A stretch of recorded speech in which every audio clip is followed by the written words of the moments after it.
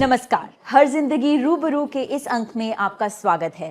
मैं हूं मेघा मामगैन और मैं आपको अप क्लोज एंड पर्सनल यानी रूबरू करवाती हूं कुछ ऐसी शख्सियत, ऐसी पर्सनालिटीज से जिनकी जिंदगी, जिनके लाइफ एक्सपीरियंसेस, चॉइसेस और काम उन्हें एक मिसाल यानी इंस्पिरेशन बना के सामने लाए हैं। आज के इस अंक में मिलिए मंजरी चतुर्वेदी जी से। मंजरी चतुर्वेदी एक गुरु हैं, एक डांसर हैं, एक सूफी हैं और अपने काम के जरिए इन्होंने क्लासिकल डांस और आर्ट फॉर्म को एक नया मुकाम दिया है।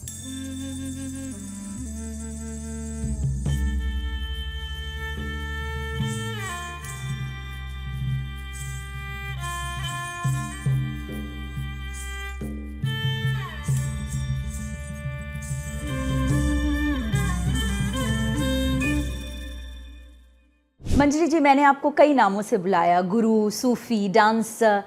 इन नामों में से किससे आप सबसे ज़्यादा इत्तेफाक रखती हैं, किससे सबसे ज़्यादा अपने आप को रिलेट करती हैं?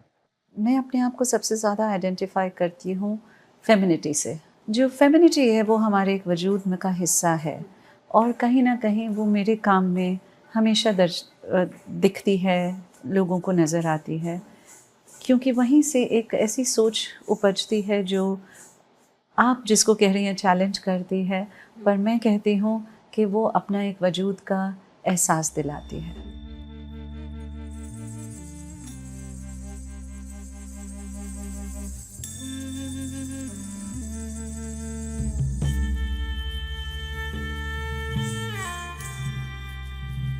मंजरी जी, आप एक ट्रेन्ड क्लासिकल कथक डांसर हैं, लेकिन आपने कथक में एक नया आयाम सूफीज़्म को भी पिरोया है। इसके बारे में कुछ बताइए। अभी तक जो हमारे यहाँ भक्ति है वो ज़्यादातर नृत्य में सगुण भक्ति प्रधान है। तो उसमें क्या है कि जो आप जिस ईश की आप बात कर रही हैं उसका एक फॉर्म होता है। डांसर ने अगर बांसुरी लगाई तो आप समझ जाएंगे कृष्ण की कहानी सुनाने जा रही है। तो ये जो एक सगुण भक्ति का रूप है वो नृत्य में बहुत प्रचलित है और लोगों को उसकी आदत है। वहीं हमारे यहाँ भक्ति में एक और एस्पेक्ट है जिसको हम कहते हैं निर्गुण भक्ति। अब निर्गुण भक्ति जो है वो हमारे यहाँ म्यूज़िक ट्रेडिशंस में तो है, और अगर आप कहें तो फिर वही एक लेजेंड जो है वो सब कुछ तोड़ के अलग निकले, कुमार गंधर्व जी, जिन्होंने पूरा निर्गुण भक्ति का एक पूरा कहना चाहिए एक नया आयाम देकर उस संगीत को कहा। तो निर्गुण भक्ति हमारे यहाँ संगीत में थी पर नृत्य में नहीं थी। नृत्य में ज़्यादातर सगुण भक्ति ही प्रधान रहा। तो मेरा नृत्य जो है वो एक्चुअली निर्गुण भक्ति की बात करता है। वो बात करता है उस परमात्मा की जिसका कोई आकार नहीं है, जो निराकार है, जो परब्रह्म है, जो वो आकार ले लेता है जो उसके इश्क में जो घूम रहा है, वो उसका जो रूप देखना चाहता है। तो कहीं ना कहीं जो भक्ति की एक लीन होने की सोच है, वो भक्ति में लीन होने की सोच दोनों में सेम है। वो जो भक्ति में लीन होने की प्रवृत्ति है जो आप किसी सगुण ब्रह्म के लिए करें, वो यहाँ निर्गुण ब्रह्म के लिए है।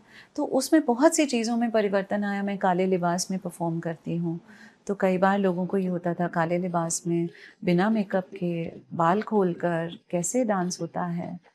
पर जहाँ ज़रूरी है, जब मैं बात कर रही हूँ कि आपको अगर उस आत्मा का नृत्य देखना है तो वो इस शरीर से परे है।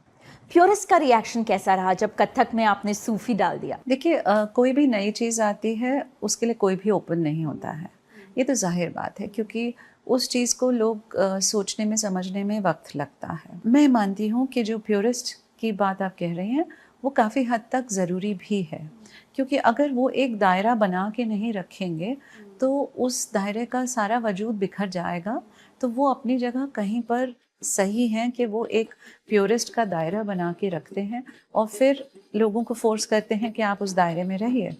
पर अब हमारा भी ये हक बनता है कि हम उस दायरे को कहीं ना कहीं थोड़ा सा एक जगह बनाएं और अपना निकलें और हम उस दायरे के पर जिसको आज कहते हैं out of the box thinking करें। तो यहाँ पर कहीं ना कहीं एक कहना चाहिए थोड़ा सा तकरार जैसी होती है कि जहाँ पर उनको प्योरिस्ट को लगता है कि ये तो बहुत अलग जा रहे हैं। अच्छा, ऑडियंस का रिएक्शन कैसा रहा? एक्सेप्टेंस थी उस तरफ से? ऑडियंस ने मुझे बहुत प्यार मोहब्बत दिया, मेरे हर शोज़ में बिल्कुल हाउसफुल आए और हर बार ये चीज़ कह कर गए। कुछ बार तो लोग ऐसे अनायास चीज़ें कह कर जाते कि आप नाच रही थी और पता है मैं तो चेयर पे बैठी थी पर मुझे लग रहा था कि मैं नाच रही हूँ। अब ये अपने बड़े इमोशनल मोमेंट्स होते हैं। कई बार लोग आए और मुझसे कहते हैं कि मैं बहुत रोया आपके कॉन्सर्ट में। अब कोई डांसर से देखिए, अगर कोई आके कहे कि मैं आपके कॉन्सर्ट में रोया, तो वो डांसर को लगेगा अरे मैं तो नाच रही थी, आप रोए। पर मैं वो चीज़ समझती हूँ और उन्हें मुझसे ये भी बोलते हैं साथ में कि मेरे को कोई दुःख नहीं है, पर मैं क्यों रोया मुझे नहीं मालूम, पर मैं 1 घंटे रोया। तो कहीं न कहीं वो ओवरवेलमिंग इमोशन होता है। पर ये जो आप सूफ़ी आयाम कथक में लेकर आई हैं, उसका बैकग्राउंड क्या रहा? आपको ये कहाँ से ये सारी इन्फॉर्मेशन, ये ज्ञान आपको कहाँ से मिला? सन 2000 में जब हमारे पास इंटरनेट नहीं था, जब हमारे पास ये व्हाट्सएप नहीं था, मेरी जितनी रिसर्च हुई है मेरी 1995 से और 2000 के बीच 5 साल हुई है। उस दौर में हमारे पास कंप्यूटर्स नहीं थे। मुझे हर गूगल सर्च पे मुझे कुछ नहीं मिलता था। मुझे बहुत वक़्त लगा, मैं हर बार लाइब्रेरी जाती थी। आज आपको ये हो कि वर्लिंग दरवेश कैसे नाचते हैं, आपको अभी 1 सेकंड में मिल जाएगा। मुझे वो ढूँढने के लिए वीडियोज़ मँगाने पड़े दिल्ली से, मैं लखनऊ में रहती थी और फिर जब वो वीडियोज़ आए तो वीएचएस टेप लगा के देखे कि कैसा वीडियो है, उसमें लंबा प्रोसेस है। पर उसके लिए मैं सन 2000 में देखिए सेंट्रल एशिया गई, किर्गिस्तान, उज़्बेकिस्तान, तुर्कमेनिस्तान। उस समय वो कंट्रीज़ के मुझे स्पेलिंग भी नहीं मालूम थी अगर सच बताऊँ तो। और फिर वही गूगल नहीं था, तो मेरे फ़ादर ने मैप पे मुझे मार्क करके दिया कि तुम यहाँ-यहाँ जा रहे हो। तो वहाँ गई, वहाँ के डांस और म्यूज़िक फॉर्म्स को स्टडी करा कि क्या चीज़ है, क्योंकि उसी तरफ से जिसको खुरासान कहते थे, हमारे यहाँ हिंदुस्तान में सूफ़ी थॉट आया। तो एक क्यूरियोसिटी थी कि क्या वहाँ भी कुछ है, नृत्य और संगीत है।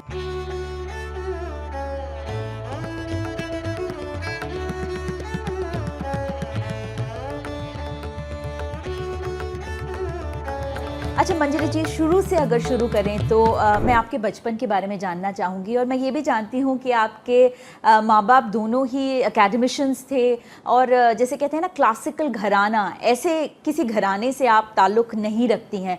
तो बताइए कि कैसे आपके क्लासिकल फ़ील्ड में आना हुआ और इसके बारे में भी मैं जानना चाहूँगी कि क्या मेहनत, क्या शिद्दत, क्या लगन रही बचपन से जो आज आप इस मुकाम पर पहुँची हैं? कि देखिए मेरे फादर आईआईटी रुड़की के professor, geophysicist, space scientist, rural development पर काम करने वाले, one of those pioneers in science. उन्होंने मुझे भी एजुकेशन में, मैं अगर कहूँ तो डिग्री से मैं एनवायरमेंटल साइंटिस्ट हूँ। मैंने एमएससी करा है, सिर्फ इसलिए क्योंकि जो आपने बात कही वही बात थी। 20 साल पहले की देखिए हम बात कर रहे हैं। उस समय हाँ, नृत्य और संगीत एक ऑर्गेनाइज्ड प्रोफेशन नहीं थे, रैंडम थे। सो उनके ज़हन में ये बात थी कि ये अपना पैसे कैसे कमाएँगी, नौकरी कहाँ मिलेगी। सो उनको ये था कि डिग्री ज़रूर होनी चाहिए। तो डिग्री उन्होंने मुझे ज़रूर कराई इस वजह से। पर हाँ, मुझे कभी रोका नहीं। उस दौर में ज़्यादातर सब लोग या तो इंजीनियरिंग या मेडिकल की तैयारी, मैं साइंस स्टूडेंट थी तो इंजीनियरिंग या मेडिकल की तैयारी करते थे। तो मेरी सारी फ्रेंड्स जो थी उन सब ने, किसी ने इंजीनियरिंग की कोचिंग करी, किसी ने मेडिकल की करी कि हम लोग सब एंट्रेंस टेस्ट देंगे। तो सब लोग 1 साल ड्रॉप करते थे, ये एक बड़ा नॉर्म था उस समय। अब मैंने भी ड्रॉप करा, पर ना मुझे मेडिकल की तैयारी करनी थी ना इंजीनियरिंग की करनी थी। मैंने 1 साल ड्रॉप करा और मैं सिर्फ डांस कर रही थी। तो मैं सुबह 8 बजे कथक केंद्र जाती थी और मैं शाम को 6 बजे वापस आती थी। मैं पूरा दिन नाचती थी। और वो अगर अब मैं सोचूं तो कोई उनसे अगर ये पूछे, आप एक रेगुलर मिडिल क्लास फैमिली में कोई जना ये पूछे कि आपकी बेटी क्या कर रही है और आप कहें कि जी वो सुबह से शाम तक नाच रही है या वो सुबह से शाम तक कवालों के साथ बैठी रहती है। Now when I look back I see कि वो 1 साल मेरा, जैसे कि बाकी लोगों ने अपने करियर बनाने के लिए फॉर्मेटिव ईयर करा, वो मेरा फॉर्मेटिव ईयर था। क्योंकि आज भी जितना रियाज मैंने तब करा, मेरे एड़ी से पूरी स्किन बाहर निकल आती थी क्योंकि छाले पड़ जाते थे। आप दिन भर नाचो तो भाई छाले पड़ जाते थे। पैर में इतना दर्द होता था कि रात में आके किसी ने बता दिया था कि वो नमक के पानी में पैर डालो और सरसों का तेल लगा के सो जाओ। इतनी बदबू आती थी, बट फिर भी वो करके सो जाते थे, सिर्फ इसलिए कि कल सुबह फिर 8 बजे से नाचना है। तो आज के युवाओं को आप कहेंगे कि क्लासिकल आर्ट फॉर्म, डांस या म्यूजिक एक ल्यूक्रेटिव करियर हो सकता है? ल्यूक्रेटिव तो नहीं है। देखिए, अगर आप उसको कंपेयर करें तो देखिए, मेरे बैच के जितने मेरे साथ के गर्ल्स और बॉयज़ जो लोग एमबीए में गए और आज सीईओज बने बैठे हैं कहीं ना कहीं, वो डेफिनेटली मुझसे ज़्यादा कमा रहे हैं, उसमें कोई शक नहीं है। तो अगर हम उसको मोनेटाइजेशन से देखें तो वो कभी उस पैमाने पर नहीं उतरेगा जिसको कि हम अगर मोनेटाइजेशन का पैमाना माने। पर इसीलिए मैंने कहा कि वो वायरिंग ही अलग होती है। अगर जैसे मैं हूँ, मुझे फ़र्क नहीं पड़ता, मेरे पास अगर 5 साड़ी हैं तो मैं खुश हूँ। मेरे पास म्यूजिशियंस पूरे होने चाहिए, जो मुझे क्रिएटिवली चाहिए वो। मेरे पास किताबें पूरी होनी चाहिए, तो मुझे मेरी वेल्थ वो है। मेरे पास डायमंड्स हैं कि नहीं है मुझे उससे फ़र्क नहीं पड़ता, पर मेरे शो की आउटफिट पूरी होनी चाहिए। तो ये कहीं ना कहीं एक अपने आप कलाकार की एक वायरिंग थोड़ी अलग होती है। इसीलिए उसको एक जनरल परसेप्शन में लाकर एक यूनिवर्सिटी कोर्स की तरह करना आज भी मुश्किल है। तभी हम जब कहते हैं कि गुरु शिष्य परंपरा से कला सीखी जाती है, वो कुछ हद तक सही है, क्योंकि जब आप गुरु शिष्य परंपरा से कला सीखते हैं तो आप उसके मोनेटाइजेशन पार्ट से अपने आप डिटैच हो जाते हैं, क्योंकि आप कला में इतना घुस जाते हैं। पर जब आप फीस देकर और 1 घंटे का क्लास करके जाते हैं तो आप ये कंपेयर करते हैं कि मैंने 1 घंटे के इतने पैसे दिए तो अब मुझे मिला क्या?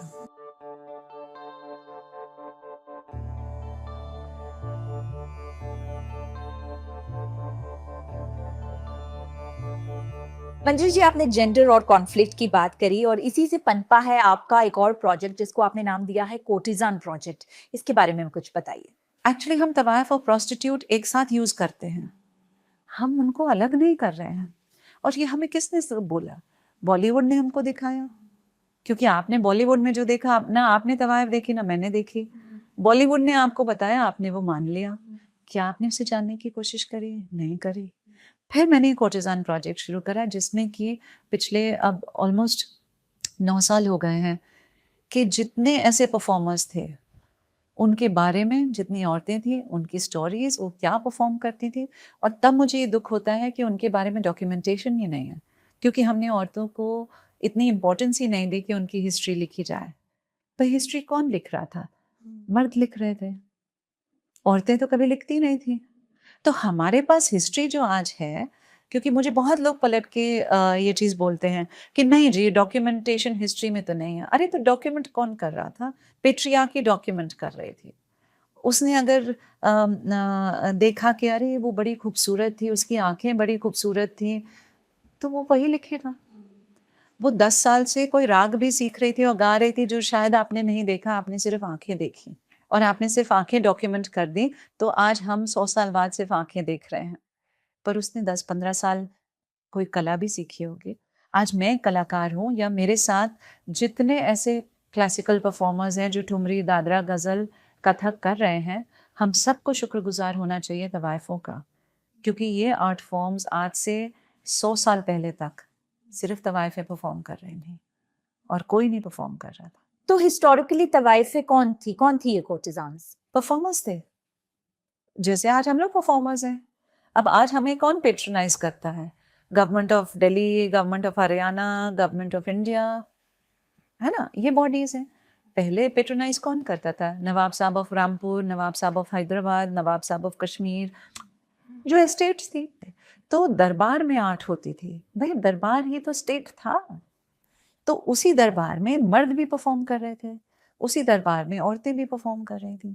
पर मर्द को तो हमने उस्ताद बना दिया, तानसेन हो गए, और औरत को हमने बना दिया अनारकली। आप समझ रहे हैं कि काम तो दोनों ही आर्ट का कर रहे थे। ठीक है, कैलिबर अलग हो सकता है, आर्टिस्ट का कैलिबर अलग हो सकता है कि कोई कलाकार बहुत उम्दा होता है, कोई एवरेज होता है, वो अलग बात है। वो कला से है, वो जेंडर से नहीं है। आप जेंडर से नहीं डिफाइन कर सकते कि कला सही है कि गलत है। और हमने अनफॉर्चुनेटली जेंडर से इसको डिफाइन करा है। हमने औरतों को सिर्फ इस बेसिस पर, क्योंकि दे आर वुमेन एंड क्योंकि हमने अपने दिमाग में सोच लिया they must have been exploited, हमने उनको प्रोस्टिट्यूशन के बराबर कर दिया। अच्छा, तो तवाइफ में बुरा शब्द नहीं है? नहीं जी, बिल्कुल भी नहीं। उर्दू से उसका रेफरेंस ढूंढा जाए और उसको देख तो वो तवाफ वर्ड से सबसे क्लोज लगता है। तवाफ का मतलब होता है गोल घूमना, परिक्रमा करना। तो कहीं ऐसा लगता है कि तवाइफें गोल गोल घूमती होंगी, तो वो तवाइफ कहलाने लगी।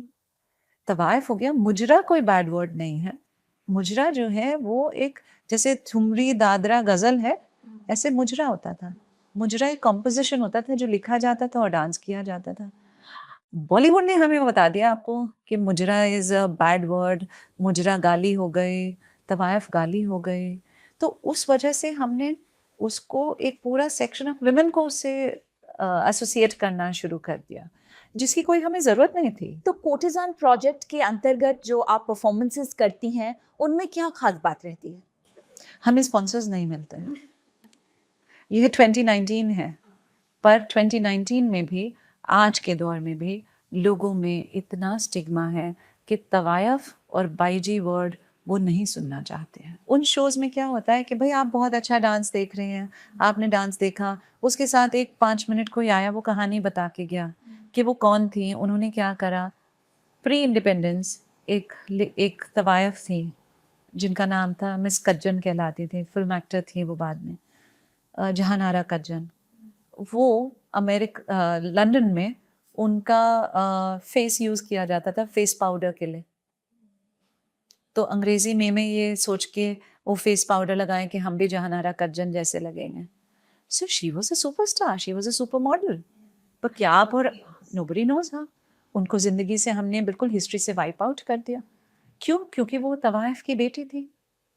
तो ये चीज़ें जो हैं, हम ये कहानियाँ लोगों को परफॉर्मेंस के दौरान सुनाते हैं और फिर हम उनके तवाइफों के जो गाने हैं वो लोगों को रिक्रिएट करते हैं उनके लिए। तो उनको ये पता चले, देखिए जैसे उनको फिर ये पता चलता है कि जो उनके फेवरेट गाने हैं वो एक्चुअली तवाइफों के गाने हैं। जैसे मोहे पनघट पे नंदलाल घेर लियो रे, ये बनारस की बाई जी की ठुमरी है। हाँ, आप माधुरी दीक्षित ने अभी परफॉर्म किया, हमरी अटरिया आजा रे सावरिया, ये तवाइफों का गाना है, बेगम अख्तर गाती थी। तो आपको ये जानना कि जो गाने आपके दिल को छूते हैं, आपको बहुत पसंद हैं, वो किसके गाने थे?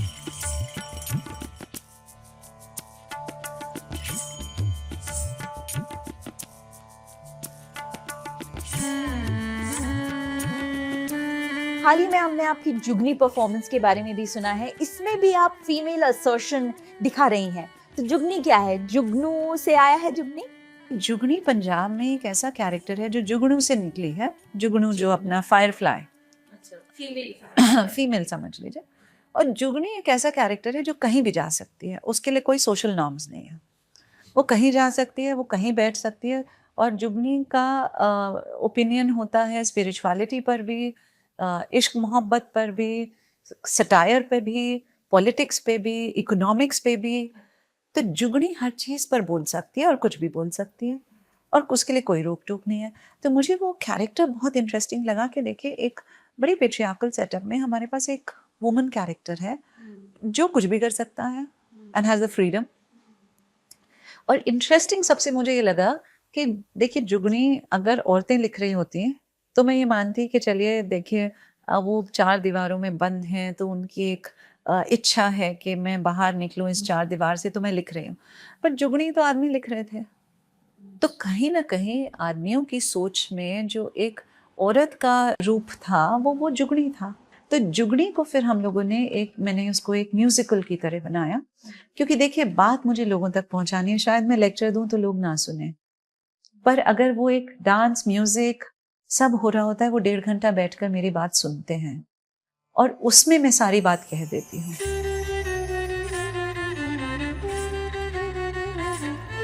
मंजरी जी, आप डांस को या आर्ट फॉर्म को स्टेज से वापस लोगों तक ला पाई हैं, जोड़ सकी हैं। हाल ही में आपने वृंदावन के एक मंदिर में, राधा मंदिर में आपने परफॉर्मेंस की थी और जो ऑडियंस थे वो एकदम मंत्रमुग्ध हो गए थे। कैसा रहा ये ट्रांजिशन स्टेज से वापस लोगों के बीच आने का?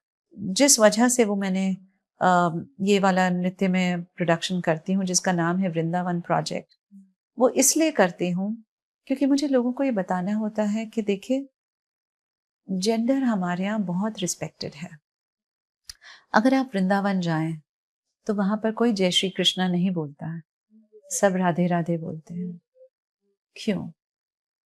क्यों एक फेमिनिन वजूद इतना इम्पोर्टेंट है कि अगर आपको कृष्ण तक जाना है तो आपको राधा के थ्रू जाना है। आप राधा को बेइज्जत करके कृष्ण तक पहुंच ही नहीं सकते। वृंदावन में जहां मैंने परफॉर्म करा वो राधा रमन जी का टेम्पल है, और मेरे लिए पर्सनली ये पहली बार था कि मैंने कहीं किसी मंदिर में ऐसे परफॉर्म करा। बिल्कुल कहना चाहिए मंदिर के प्रांगण में, जहां पर सारे भक्त अगल बगल बैठे थे, वो सब सिर्फ भक्ति में लीन थे कृष्ण की। और मैंने वहां पर जो परफॉर्म करा वो राधा रानी के कॉम्पोजिशंस करे। देखिए, कुछ चीजें होती हैं कि जब वो दीवारें जो है ना, वो अगर 500 साल पुराना, देखिए प्री अकबर का है तो 450-500 साल पुराना मंदिर है वो, तो वहां पर कितने लोगों ने उस दीवार को छुआ होगा, मत्था टेका होगा, कितने लोगों की भक्ति उसमें समा गई होगी, जो आज जब मैं परफॉर्म कर रही हूँ तो मैं उस एनर्जी को ड्रॉ कर रही हूँ उसमें से। वो अपने आप में एक बहुत मतलब उसको शब्दों में नहीं बयां कर सकते कि किस तरह की वो एक एहसास होता है, और वो लोगों को भी फील होता है। मंजरी चतुर्वेदी जी, हमसे बात करने का बहुत बहुत शुक्रिया। आज आपके रूबरू बैठकर हमने आर्ट, कल्चर, सूफीज्म के बारे में बहुत कुछ जाना, बहुत कुछ सीखा। हमसे बात करने का बहुत बहुत शुक्रिया। थैंक यू वेरी मच, मुझे बहुत अच्छा लगा आपसे बातचीत करके।